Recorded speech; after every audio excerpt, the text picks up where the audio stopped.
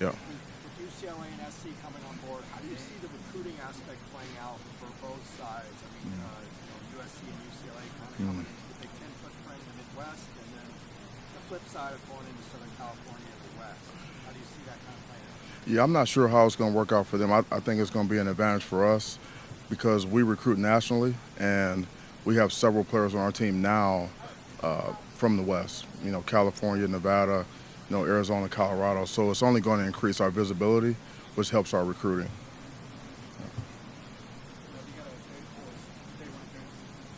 Yeah, we report on the 3rd, and we start practicing on the 4th.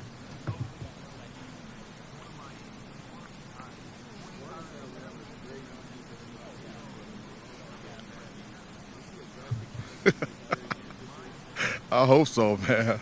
We can't get any worse. No, so we, I believe the Russian covers works together, and so, we've added some really good coaches in our front. So Marco Coleman is coaching our D-line. He was an elite pass rusher in his own right. His first-round pick, rookie of the year. Does a really good job with pass rush. And then we hired Brandon Jordan, who was arguably the best pass rush guy in the country, college or pro. He trains over 200 active NFL players now. Coach Barnett does a great job with the secondary.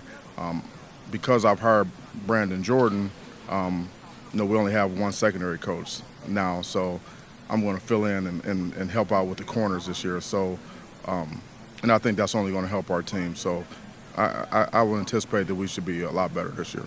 Yeah.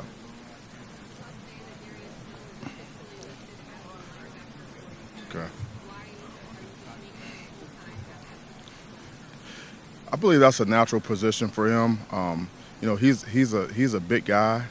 He's a physical player, and he does have versatility. There still may be a role for him in our secondary and some packages because of his versatility, but he has a nose for the ball.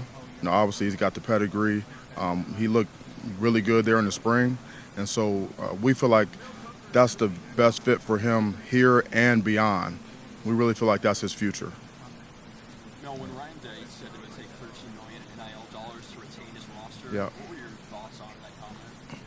Yeah, I was. That's a large number, and so we'll have to see. That's the thing about NIL and recruiting and the current roster and what's it going to take. We really don't know yet, and so it'd be interesting to see, like a year from now, how it's affected recruiting, how is it affecting like the roster and all the questions about inequities on the roster, and this guy brings in this amount of money in NIL and this guy maybe not so much. How is that going to work? We'll just have to see. As a coach, how do you separate fact from fiction? Do you have an NIL staffer and that's their job? There's so many rumors out there. How do you sort out what's true and what's not? Yeah, I mean we don't spend a significant amount of time with that. At some point, it's going to shake out. The truth always comes out in the end.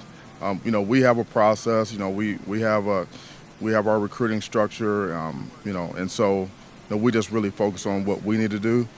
But again, ask me in 6 months. It's going to be. I think it's going to be very revealing at that point. Yep.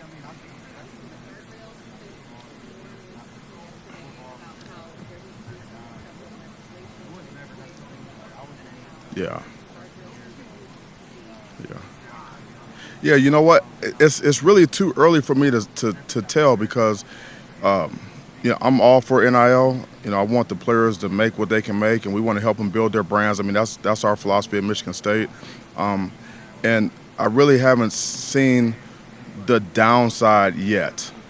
There's not a lot of regulation to it. There's no caps, or things like that. But I'm just not sure what's going to be best for the players in the long run. It's just too early. I'm going to continue to get feedback along the way from our players. We'll see how it affects recruiting, and I think that we'll know a lot more later. I would anticipate that at some point there'll be more structure to NIL, but I'm not sure what that's going to look like. Your thoughts on potential revenue sharing? Yeah. Yeah, I know there's been some discussions about that. I'm not privy to what's being said, what's being discussed.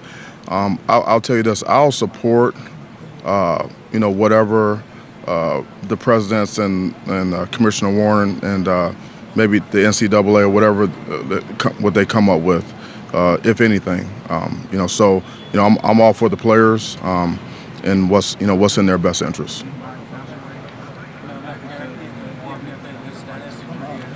Kirk? Yeah, he's on the mend. I mean, I feel like he's going to be able to help us. He's he's played a lot of football for us, and he's been out, but he's worked really hard to get back. And so we'll see how it unfolds when we start camp and see what he can do and how far he's come. Yep. Yeah. Yeah. Yeah, in the spring we were super thin. We did have to modify some practices. We actually had to move some walk-on defensive linemen to our offensive line, but we did that knowing that come fall camp we would be healthy and we'd be full strength. And I feel like we're really close to that right now.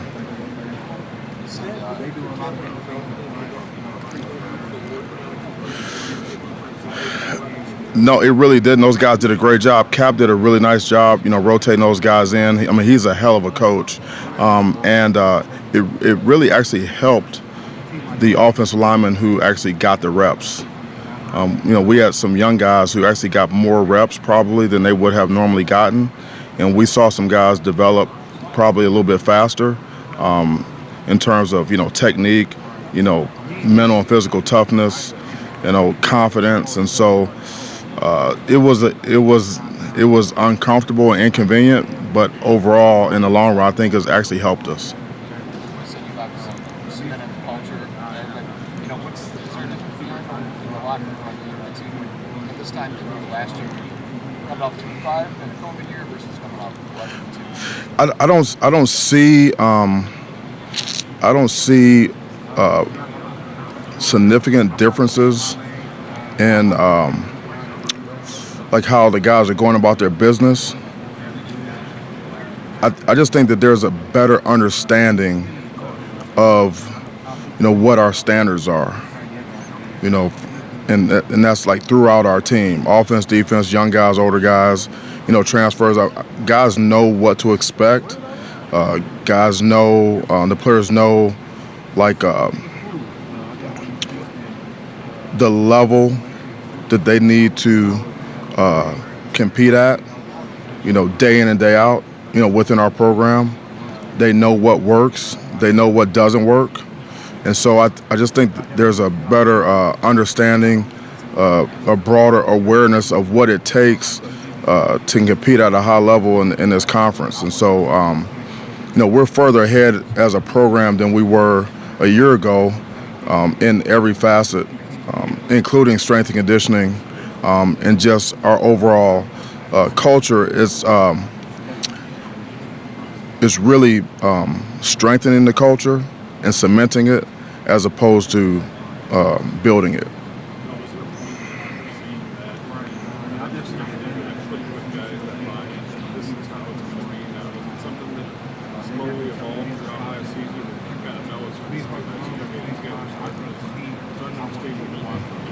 Yeah, I saw it in training camp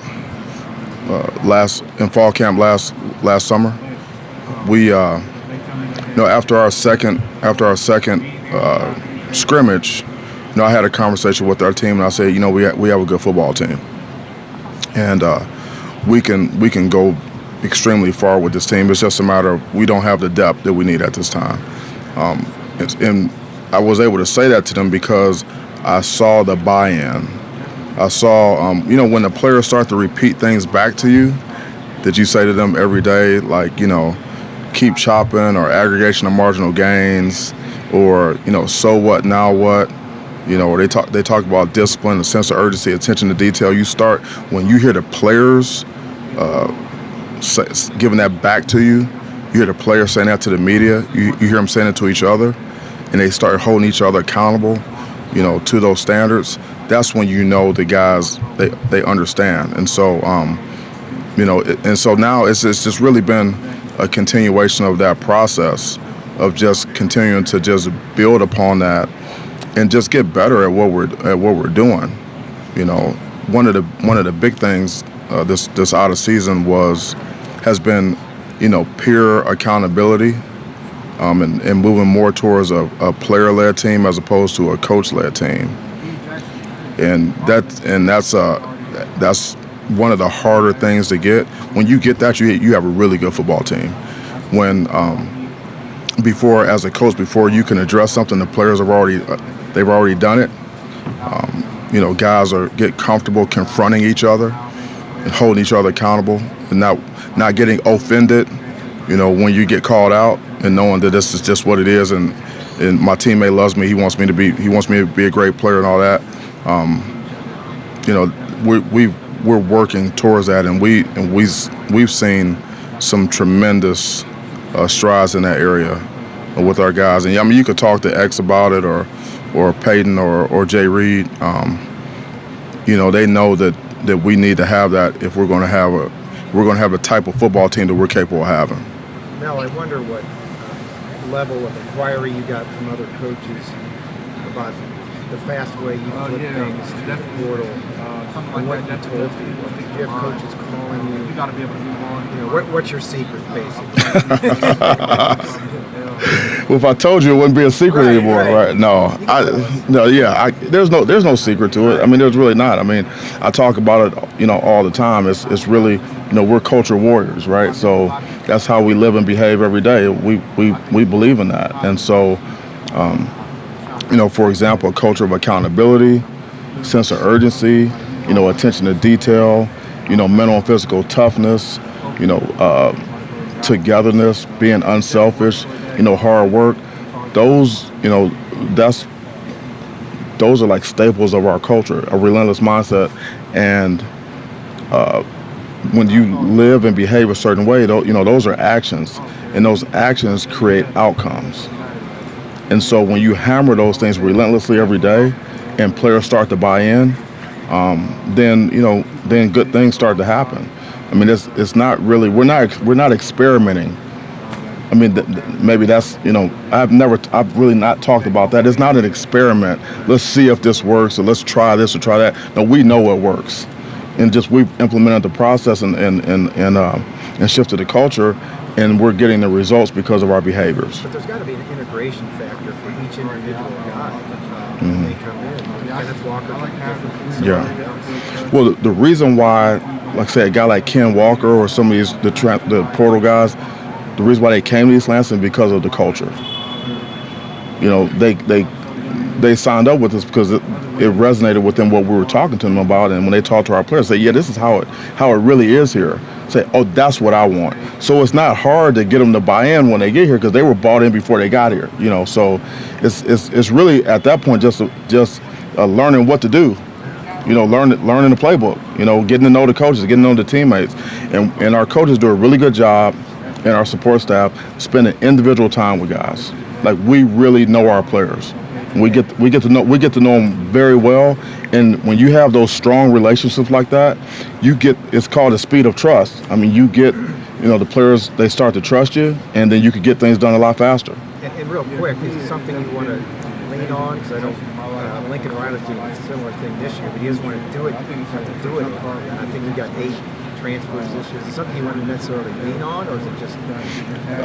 This is the landscape of college football right now, as far as I'm concerned, and how many players we get from the portal, every year is, I don't know. It depends on our roster. It depends on what we need to do. Who's available, and so we want to build through the high school ranks primarily. But like I've said before, we're going to complement and supplement our roster with guys from the portal, guys that are the right fit for us. And so, that's our reality. I'm not sure, how it's going to be with other programs, but for us, we absolutely believe that, that's a winning formula for us. You got it. Coach, what type of player are you looking for? Definitely in the balance. Being a step, what's the next step for you? Yeah, I mean, we just need to reach our full potential. Someone asked me today, what does success look like? We don't leave anything on the table, and get as good as we possibly can get. Obviously, our goal is to win every game on our schedule and to finish first. I mean, that's what it's all about. And so, it's not necessarily looking at the record and saying, well, if you were 11-2, how much further can you go? I mean, I don't believe in self-imposed limitations. I just don't believe in that. Why not us? And so, we'll just have to add it up at the end. I mean, we know what our goals are, so now we don't have to talk about winning anymore. Along the way, we don't talk about that. We talk about what it takes to win. What are the steps that we need to take? What's the process? What behaviors do we have to have and execute every single day to give us a chance? And that's where our focus is. And then at the end of the day, we'll see where that lands us. Coach, what type of players, the mentality of the players do you recruit? That's a great question. So, football is a tough game for tough people, right? And so we need guys who absolutely love football, who just can't live without it. We need guys that are hungry, that are not entitled, that have a chip on their shoulder, that have something to prove, every single day. We need guys who like to hit people. The name of the game is hit. We need people that want the challenge of playing on a huge stage. All-weather players, guys that they don't care, just put the ball down and put the ball down in the parking lot. Let's go play. I mean, those are the type of guys that we need. Those are the type of guys that we're recruiting.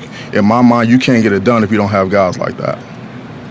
When you took over and you were pretty blunt about the state of the roster, everyone was competing for their jobs, and you brought in guys through the portal. Do you worry that that's going to rub the current guys the wrong way? How do you do that? Because you're also trying to figure out you want guys who compete for the job. Yeah. How do you handle that when you came in? So we play the best players, and so we can't worry about someone being offended if they're asked to compete to get on the field. I mean, this is a production deal for players and coaches, and that's how life is. No one's going to give you anything. We can't have a sense of entitlement in our program. So when I took the job in February 12th, 2020, I show up and I had a team meeting. I said, listen, everyone's got a clean slate here, everyone, and everyone's going to get a fair shot. We're going to play the best players. Okay, so I didn't recruit any of you. Okay, but you're my guys now. Okay, and you do what we ask you to do, and you compete, then you're going to have a chance. And it's been like that, and it's like that for the new guys. When people assume that when we grab a guy from the portal, he's a plug and play starter. Well, they got to earn their way on the field. And there's instances where we've seen where that hasn't happened. Where it was just a foregone conclusion that a guy came from the portal, he was going to start for us. It didn't happen because he didn't earn the job. And so that's how we have credit. That's why we're able to maintain a high level of credibility with our players, as long as you play the best guys. Because the locker room, the players, they know who the best guys are. If you're not playing the best guys, then you're going to lose your team. You said that Kenneth Walker basically earned it from the get-go. His work ethic. Yeah. Have you seen similar when you're doing running backs? Yeah, well, I tell you what, it's hard to compare guys to Ken Walker. We talk as a coaching staff, we're evaluating players, evaluating guys in the portal, evaluating high school guys, and you're trying to compare them to Ken Walker, and then at some point, no one's good enough. You know what I mean? He was just that good, but the guys that we brought in, the guys who are at that position, are high-level competitors, and they work hard. He set the standard, and the standard is a standard. You come in, you work hard, you're coachable. You need to get better every single day. That's the approach he took. He was a great teammate. He was a great listener. He was he did everything that we asked him to do and more. He was humble and hardworking. So that's the standard. And you come in and you do that. You work that way. That gives you the best chance to get on the field and help us. To be a productive teammate. and that's what we need. So he really did a great job for us. Not just his production on the field, but just how he went about his business from the day that he walked in the door. How do you start to make up for that explosiveness you had last year? Who are some of the candidates to give you some experience? At the running back position? With Naylor and wide receiver, they were Yeah. explosive players. Yeah, I mean, they're really, really good players. I mean, explosive guys, but we have guys. Keon Coleman is a good player, potentially a good player. I mean, we see how athletic he is. Trey Mosley is a very productive player. Jeremy Bernard is very explosive, and others. I mean, we recruited well, and I like what I saw in spring ball. Out of our guys, it just remains to be seen. Same thing at the running back position. Davion Prim did a nice job in the spring. Now we got to take it to fall camp. Harold Joyner is back. Elijah's back. Jordan Simmons is back. Those guys have all played. They've all played football. And then the two transfer guys, Broussard and Berger. Those guys have played a lot of football. They're good players, and so we're not going to leave it up to just one guy to replace one guy. We're going to do it as a team. Guys are going to have to step up. But I'm encouraged by what I see. I don't stay awake at night thinking that we don't have enough good players. Peyton had come in this year, his first year. No. What's the next step that you'd like to see him take? Yeah. So holding his teammates accountable and he's working really hard with that. We brought in a firm called The Program, and they took our team through the paces for 2 days, and they told us that Peyton was the best that they had seen go through that program in terms of leadership, and that program was all about leadership and team cohesiveness, and so he's gotten out of his comfort zone and has really worked hard to be an extension of the coaching staff. He knows what's expected. He knows what the standards are, and not just holding himself to those standards, but actually holding his teammates to those standards. It's that's one of the toughest things to do, is hold your teammates accountable. They're your friends, and then we all make mistakes. So how do you hold someone else accountable when you screw up sometimes too? Well, it needs to be done. I make mistakes, but I still have to hold people accountable. So he's grown in that regard. I've always said the quarterback has to be your number one competitor. I don't believe there's anyone who's going to outcompete him on our team. But that leadership piece, and not just leading by example, is really not leading. It's really not leading.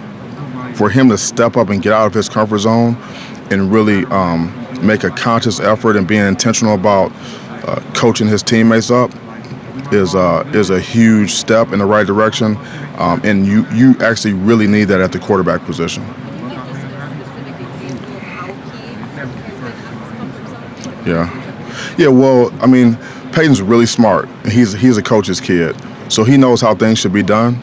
It's really in the details. So, if we're going to run sprints, and the guys are everyone's toes are supposed to be behind the line and not on the line. He sees a guy that's his toe is on the line or over the line. He's going to stop the drill and tell the guy, get your foot back. That seems like something that's maybe insignificant, but somebody's got to do that. Somebody's got to make that correction. Someone's got to confront that. And so if it's not one of the players, it's going to be a coach. Okay. And once you get the players doing it, especially your quarterback, now you're cooking with gas. Ben mentioned that Berghorst is going to focus on baseball. Yeah. Just what were the conversations like with you, and is that door open for him to come back at all, or do you think this is his final? Yeah, I mean, I love Bergie. I mean, he's a great guy. He's an outstanding athlete. I mean, he's made he's doing some serious things on the baseball on the diamond. So that's where his focus is right now. Like, I love the kid. So we need all the help we can get. If he ever wanted to come back, I'll be happy to talk to him about it. Portal question. Yeah. Because of how well you found you fit these guys in, the success success that they had. Is there pressure to replicate that because the portal is something you're going to have to use each year and kind of start over? No, I don't think so. I mean, the pressure, is like to find another Ken Walker. Like, are you going to find another Ken Walker in the portal? Probably not. Those guys don't pop in the portal every year. I mean, he's the best running back in college football, arguably. The pressure, and which is not a bad thing, the pressure is to be thorough and do our due diligence and make sure that we're doing a great job identifying and evaluating and going after the right guys, the guys that fit our program. We don't need to reach for high school guys, and we don't need to reach in the portal. And the one thing that's different about the portal than like free agency, like in the NFL, who's going to come up for free agency, and you have the pro side of the scouting department, and they scout your team and the 31 other teams, and everyone knows who's going to come up or potentially come up. You can anticipate that. In the portal, you don't know. There's going to be guys there. You just don't know who they're going to be. There's going to be good players, but you don't know if they're going to be the right fit for you. And so, there's pressure there, which is a good thing, to just get it done right. But I mean, I don't know. Like 1 year, it may be 3 guys. It could be 15. I don't anticipate it being 15 guys anymore, like it was, in the first year or so. But you just never know. We have to maintain our flexibility. We have to be able to adapt and to adjust, because at the end of the day, we need to have a strong roster, whatever it takes.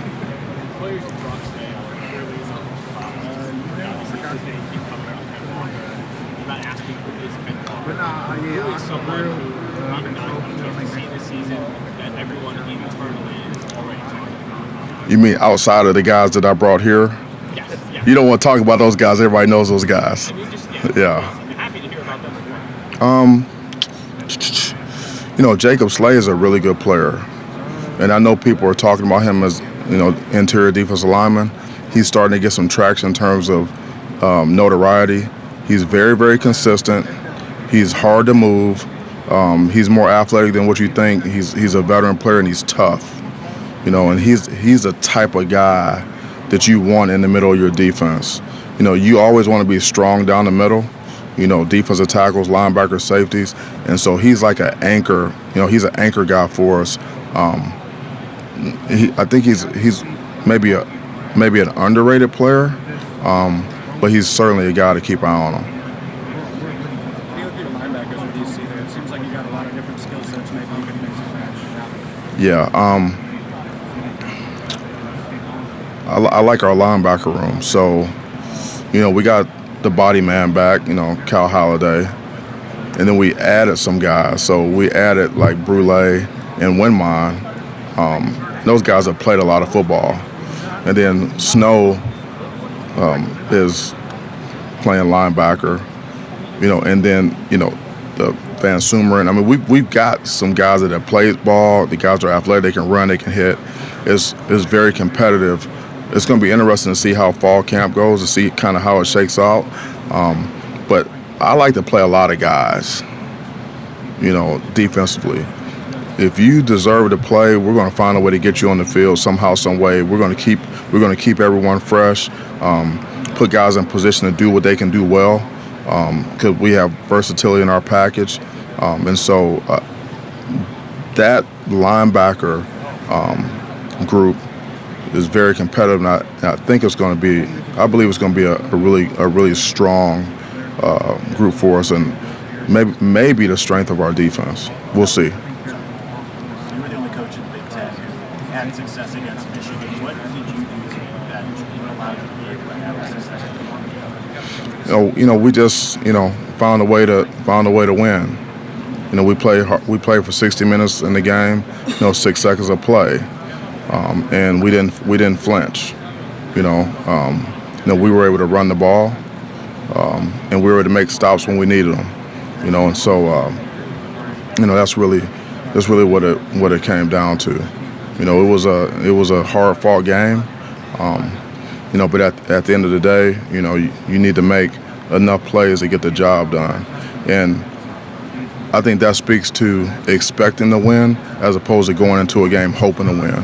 When you expect to win games, you can find a way to win those games. So anything else, like coming up, I mean, you were 5-0 and games 10 points over the last 4-0 and 5 points or fewer. I mean, you've been part of the group that's been able to get it done the first time and not lose games. Kind of anything, secret sauce kind of. No, there's no secret sauce. I mean, our guys, we're not going to flinch. That team, was built to play 4 quarters, 60 minutes in the game, and best condition, foundation, and so we know we can play harder and longer. And again, like our goal is to win every game on our schedule. So when we go into a game, we're going in there with a game plan and an expectation that we're going to find a way to win the game. And so we can be up 16, down 16. It doesn't matter. We're going to keep chopping. We're going to be relentless, and we're going to keep trying to find ways to win games. There's going to be momentum swings in the game. We're not going to flinch. We can lose momentum, but we're going to find a way to get it back. And that's just really just a mindset. It's a trust in the process. If you can get a football team not to constantly look at a scoreboard, then you got a chance. You just focus on the next play.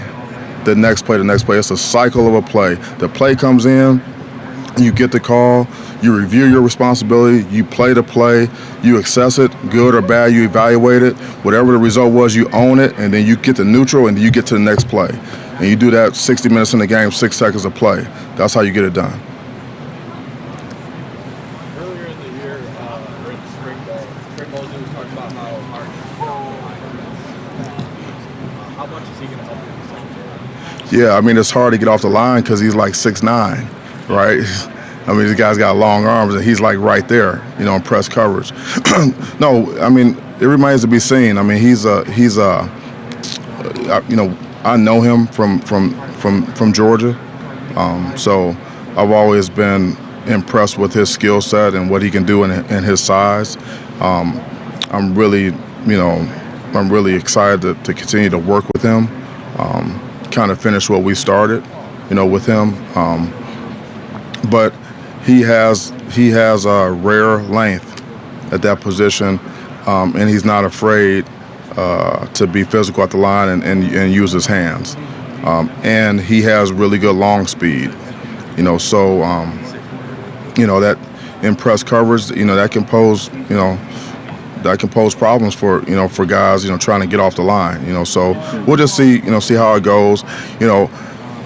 He's got to prove it, just like everyone. I think Nicole, she asked a question about, competing and getting on the field and all that. We told the guys, before we started our winter conditioning program, like Peyton Thorne, he might not be our starting quarterback this year. We don't know.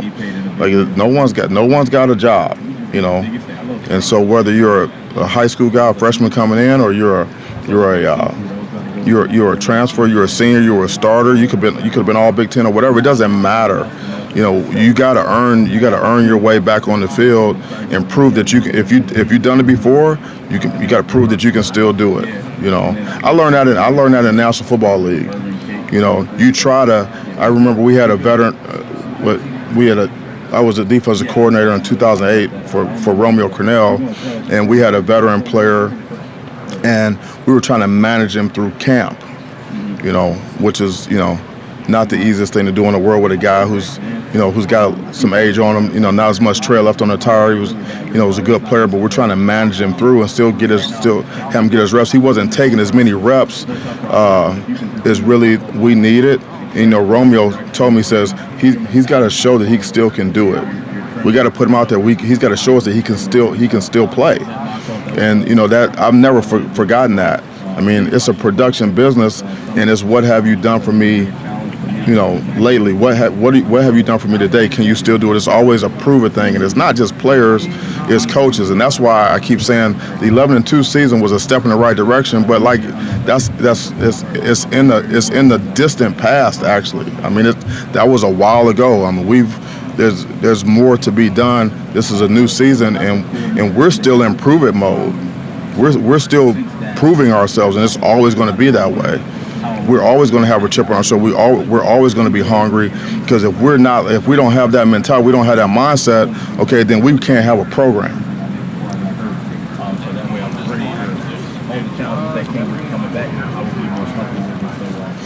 Yeah, DJ he's a good player. So he's a run and catch guy, but he does have toughness, and I believe that he will block.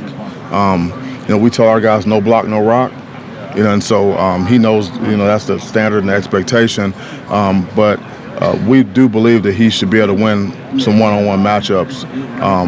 We always have a tight end on the field.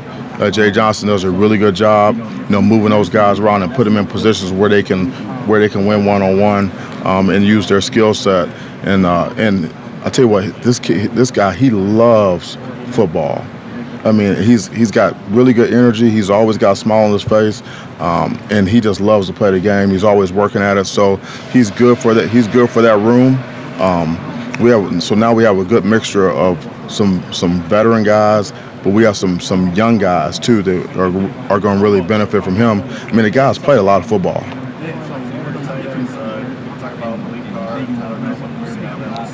Yeah. Yeah, every time I see Tyler Hunt, I just he just keeps getting bigger. I mean, he's really filled out. I can remember when we moved him to that spot, and he was just trying to hold up, in the run game, trying to block guys. I mean, just trying to hang in there, and it's much different now. And he's got a really good skill set. He's a really tough guy. He's smart. He cares, and it's been very gratifying to see him grow as a player. Malik Carr, I mean, I think it's obvious that he's got a lot of talent. He's a big guy. He's long. He's got really soft hands. He has versatility. He can pretty much do everything that we're asking him to do. He's still young, but he is progressing, and we can keep him healthy. He's going to continue to get better, and I think he has a chance to earn a significant role on the team. Playoff expansion has become a topic again. Yeah. Is there, I hate to ask the same question over and over, but 16 was thrown out yesterday. For somebody that's been around both conferences, is that number, where's that number heading? You know what? I don't know what that number is going to be. I don't think anyone knows for sure right now. I like when more players have an opportunity to win a championship, and you only get so many opportunities to play, only so many games, and we're all in it to have a chance to win the whole thing, and so expansion would do that. It's just, what is it going to look like? Who knows? And what's best for the student athletes? Not just from a player safety standpoint, but academically as well. And I'm not sure if anyone really knows the answer to that yet. But I'm all for more teams, more players getting an opportunity to play for a championship. Wouldn't it make more sense being in the division you're at, where there was 4 Big Ten teams in the top 10 at one point last year? Obviously, wouldn't that 12-16 number make more sense? Well, I'm not sure if it would make more sense, but I wouldn't be opposed to it, especially if you're one of those teams that's got a chance to get in, right? What's that been like to have that much experience and knowledge in that type of position?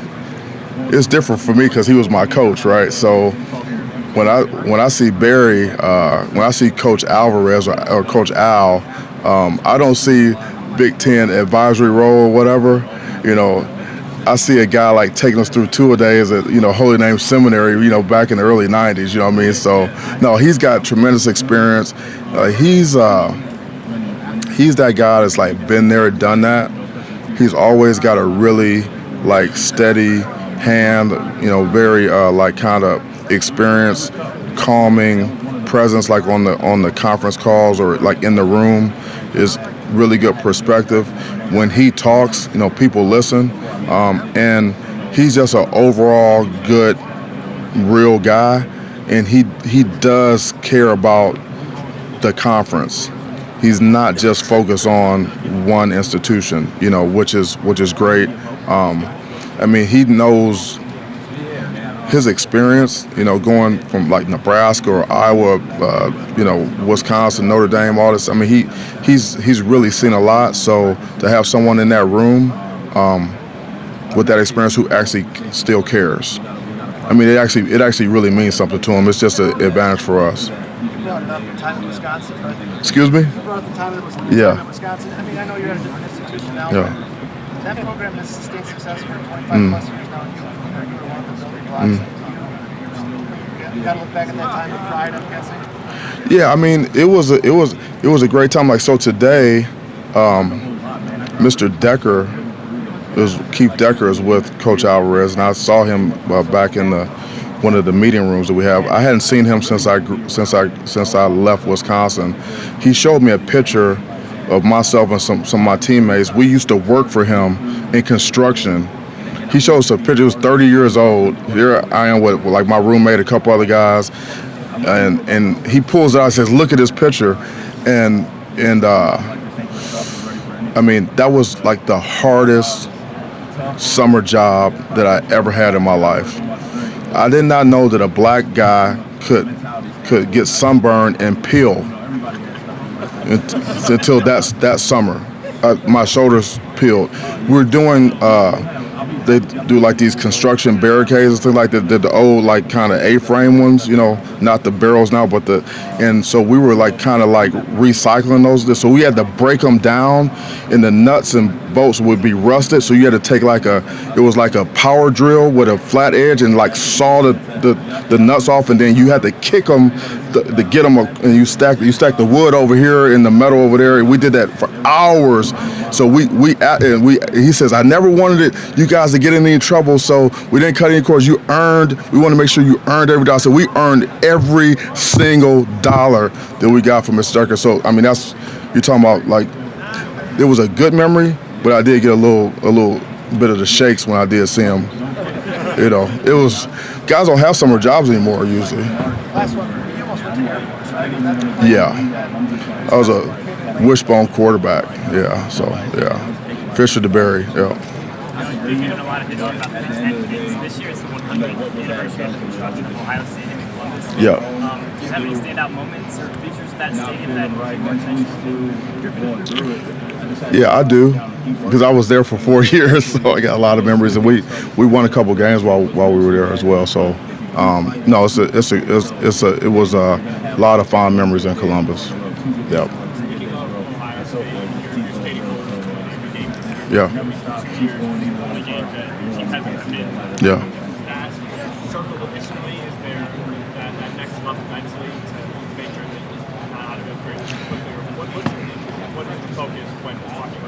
Well, that's the program where we felt like there was the most distance between us in terms of depth in the roster. So obviously, like when you have a team that's in your division, you need to build your team to beat that team. Just like if you're in the NFL, I mean you're with the Browns and you got Pittsburgh and Baltimore, whoever, and you got to build your team you got to get out of your division if you want to control your own destiny. And so obviously, we know that's a team that, if we're going to control our own destiny and in regards to winning a championship, then we've got to find a way to beat those guys. And so, but that was probably the biggest margin of like in terms of players and depth, of the teams that we played. So we know what we're up against. Yeah, well, we'll see. There's a date for the game, so we'll see. We'll find out here pretty soon.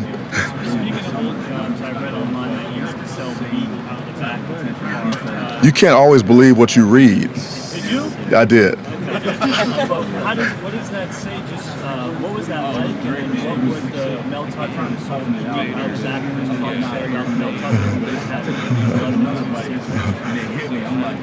Well, it builds resiliency because you get told no a lot. And so, it's Listen, it's like you have to prove it every day, you know. And again, like no one cares what you did yesterday. No one cares what you did on the door you knocked on, 10 doors ago. The sale you just made. It's like, what have you, what's next? That's what's most important. And it's every day. And that was a non-salary position. It was straight commission, right? So you got to do it all day, every day, over and over and over again, and you get what you earn. I mean, that's really what that was all about. That was another experience that helped reinforce that with me, and so that's what our program is built on. I mean, like, we're not looking for any shortcuts. There's no secret to what we're doing. It's just really, a lot of hard work. Grind it out. Figure out a way to get it done, and consistency and performance. How can you get it done day in and day out, and trust what you're doing? Even when things don't always go your way. You just have to keep chopping. Keep knocking on doors. Coach, starting to get really involved in the national recruiting scene. What is USC and UCLA joining the league do for you in terms of national recruiting? Yeah, so we recruit coast to coast. We've got guys on our team from New Jersey, and we've got guys on our squad from the West. California, Colorado, Arizona, Nevada. So it's only going to help our visibility, I believe. Just enhance it with those players. They're going to see us playing against those teams that they're used to following. Those are two really good programs with a lot of history, a lot of tradition. Really good coaching. Really good players. And so I think we'll be even more familiar to people. I mean, Michigan State's a national brand, and that's why we're able to go across the country and recruit and sign good players. But I think it's just going to add to our visibility and help us, in getting in more homes of really good players out west. Coach, real quick, we got a question from Ethan back there for you, Coach.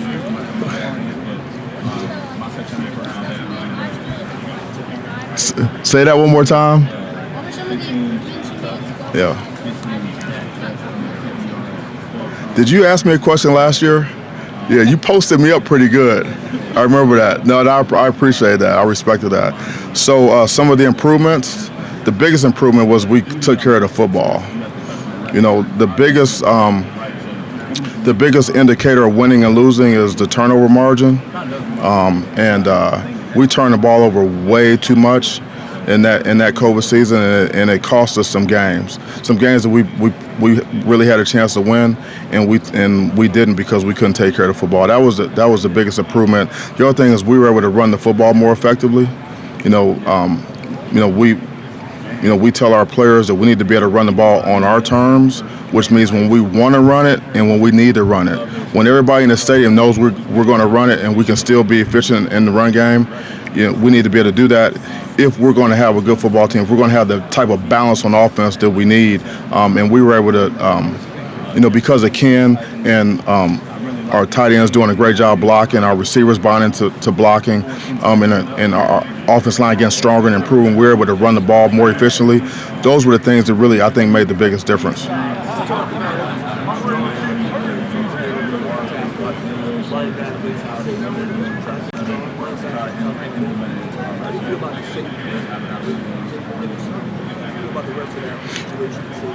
Yeah, Jello and X, Gross. I mean, those guys are good players for us. We just need to build more depth at the safety position, and so that's what spring ball is for. We've had a really good summer, and we'll continue to do that in fall camp.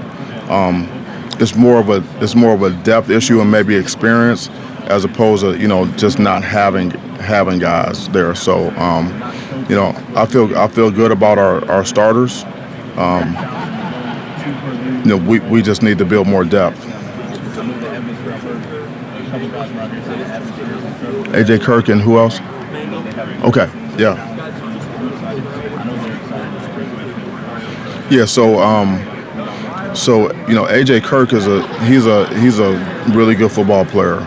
I mean, he loves to play the game. He's got a nose for the ball. he's just young, and he needs to learn. He needs to learn what to do, and he made some tremendous strides in the spring. I'm looking forward to seeing what he can do in fall camp. Mangum, super young guy, comes in mid-year, really athletic, really good ball skills, really smart, loves football, he's got really good instincts. He's slight of build right now. He needs to pick up a couple extra biscuits. He's gonna be out there playing in this league, but he certainly has a skill set and he's got the want to. I think his future is really bright.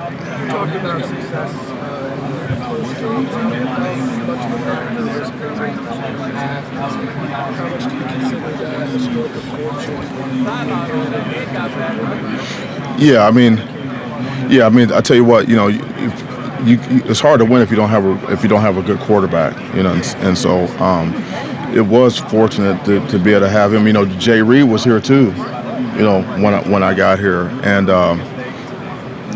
when you win close games, you have to have a certain amount of poise and patience, and Peyton displayed that. As a relatively young player, really his first year as a starter, he grew, and again, I never felt like we were out of it, at that quarterback position, because I knew that he was going to always, learn, stay calm, stay committed, stick to the process. He believes in execution, trusting the plan. And so, it was very fortunate to have him. And you know what? It's a lot gets made about the portal and recruiting, but there was a significant amount of guys on last year's team that were here when I took the job.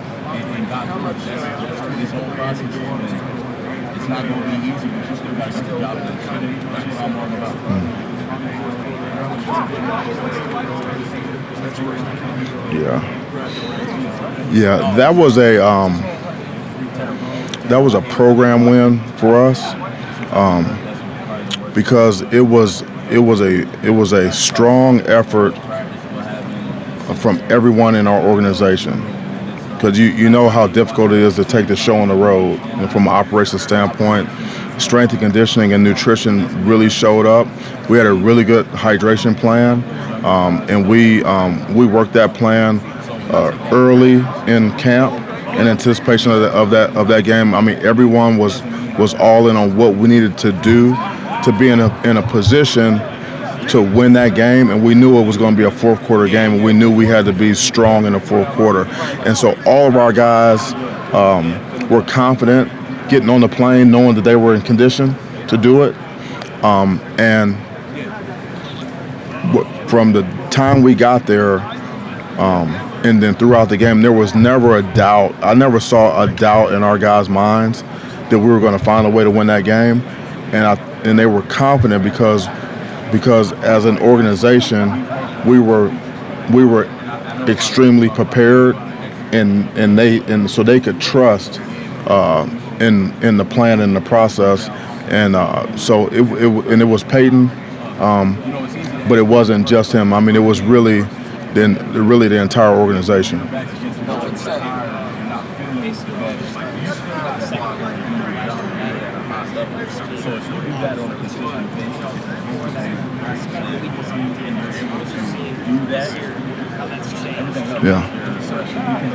Yeah. So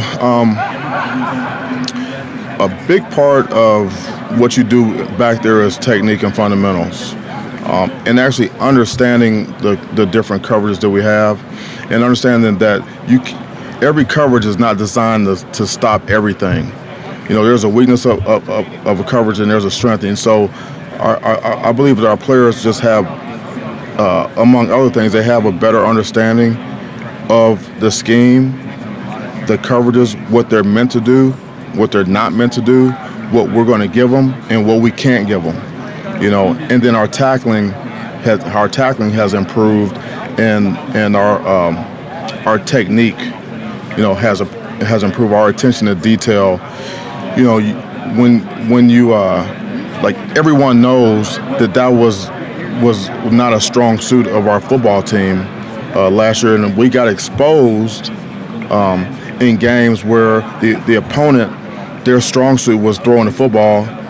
Then that's when we got exposed. When they had really good quarterback play, good offensive line play, good protection, and good receivers, then we struggled, And so those guys, a lot of those guys are back.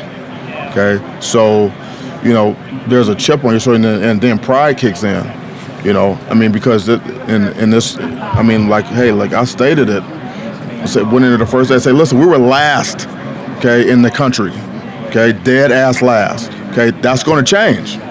That's going to change, but it's going to change with the guys in this room, okay, and the coaches here. That's how it's going to change, okay. And then we got pass rush guys, and we're better there, but it really is going to be with those guys in there. And so, we're going to find a way to get it done, and we're going to own it, And we weren't worth it. We weren't very good last year, and we know that, and we got to do something about it. It's really up to us, to figure out a way to be more consistent back there, to give our football team a chance to be good teams.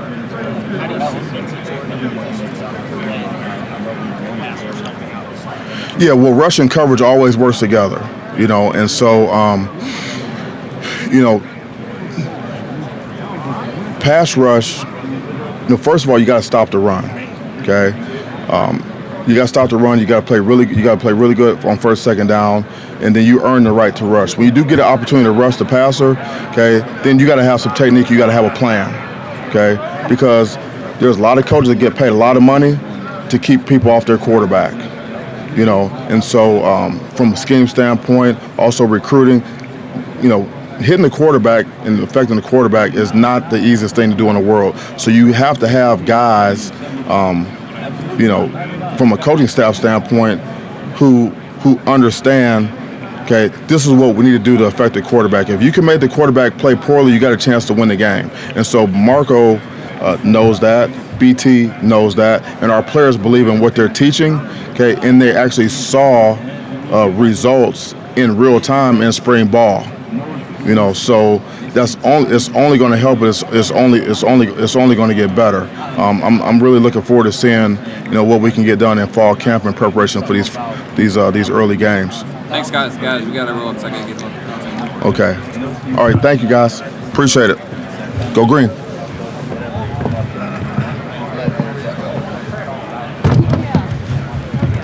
I'm not saying I don't like competition, so it's not like a change.